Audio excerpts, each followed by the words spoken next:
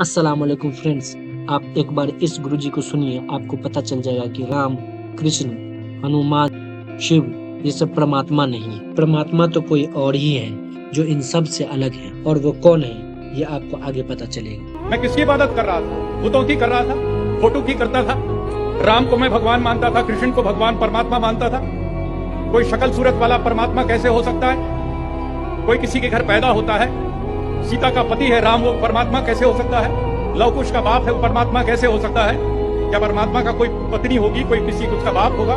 परमात्मा तो परमात्मा, पूरे कायनात को बनाने वाला, चलाने वाला, हमारी एक एक सांस के लिए जो परमात्मा, जिसको हम अल्लाह कहें, खुदा कहें, उसका कोई बाप और बेटा नहीं हो सकता, उसकी कोई शक्ल सूरत नहीं हो सकती। अब जब ये सारा ज्ञान मुझे आया तो मैं अंदर से बदलने लगा। बदलते बदलते आज मैं आपके सामने खड़ा हूं।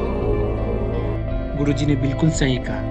जो किसी का बाप हो, जो किसी का बेटा हो, परमात्मा नहीं हो सकता। जिसका रंग हो, रूप हो, वो परमात्मा नहीं हो सकता।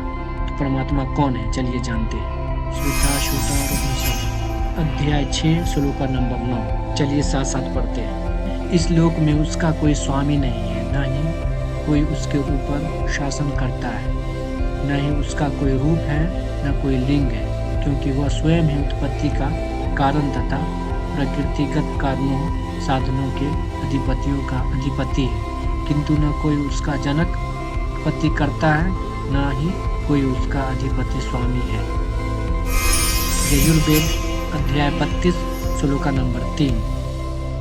न तस्य प्रतिमा अस्ति, मतलब उस परमात्मा की कोई छवि नहीं, उस परमात्मा की कोई सानी नहीं, उस परमात्मा की कोई इमेज नहीं, उस परमात्मा की कोई अक्स नहीं। तो अब आप खुद सोच के देखिए, जिस परमात्मा की कोई छवि नहीं, तो आप मूर्ति किसकी बना रहे हैं?